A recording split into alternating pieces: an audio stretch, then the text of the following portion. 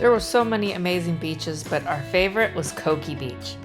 Koki Beach has the absolute best snorkeling without even having to swim out very far. And also, they just have a really great vibe. They have bathrooms, they have places to get something to eat. It's awesome. And we saw lots of iguanas around Koki Beach. And right next to Koki Beach is the Coral World Ocean Park, which is also a really fun place to go. And if you go there first, park your car, they'll let you leave your car there while you walk over and spend the rest of the day at Koki Beach.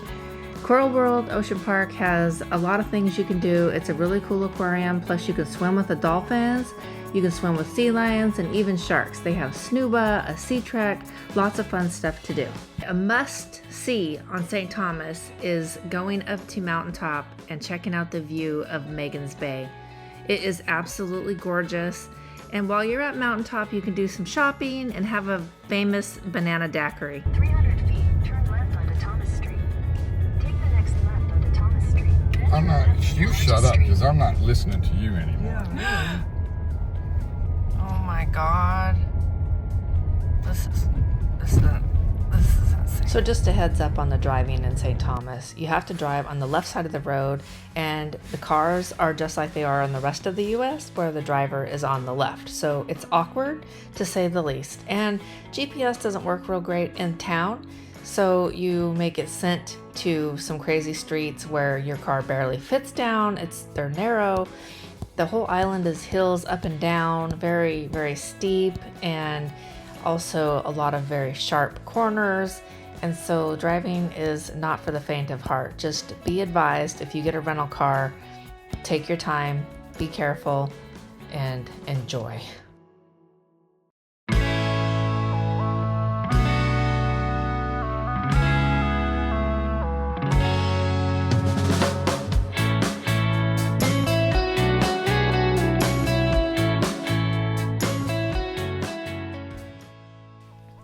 Okay, so let's talk about the best things about St. Thomas.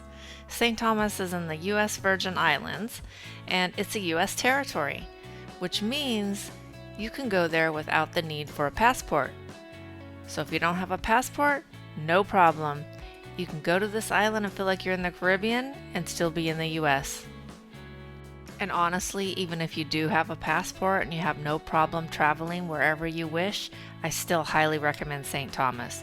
St. Thomas is a great place for a regular vacation, and it's also a really great cruise port day. St. Thomas is great for people of all ages, whether you're a small child, a teenager, or an elder.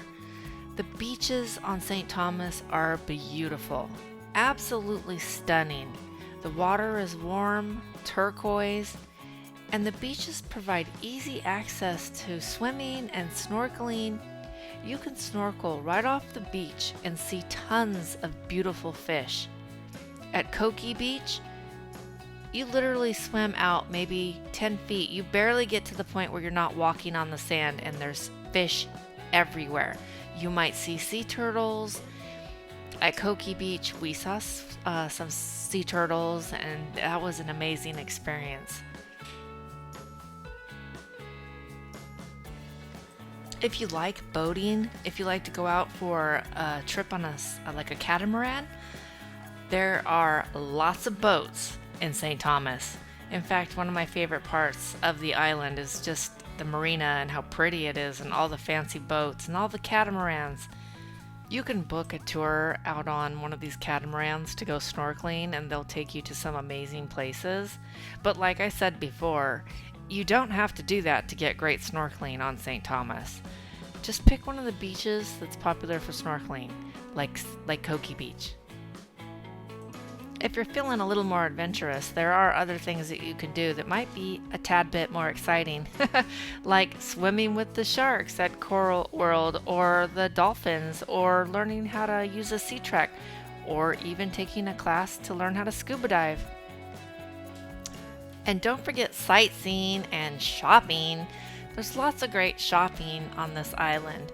And if you're anything like me and you like souvenirs, you definitely want to shop at the Mountaintop store when you go check out the amazing view of Magens Bay from Mountaintop.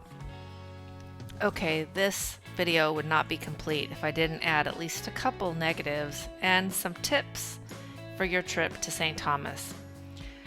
First, let's start with the tips. I highly recommend if you're going on a vacation to St. Thomas, and it's not just a cruise port day, to use a Vrbo or Airbnb for your accommodations, because there's not really that many resorts on the island. There's lots of Vrbo, lots of Airbnb, and they're amazing.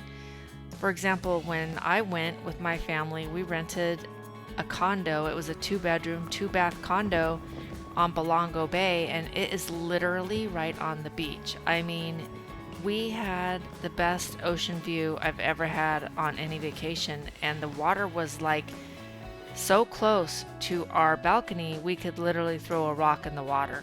It was gorgeous, and it really wasn't that expensive considering.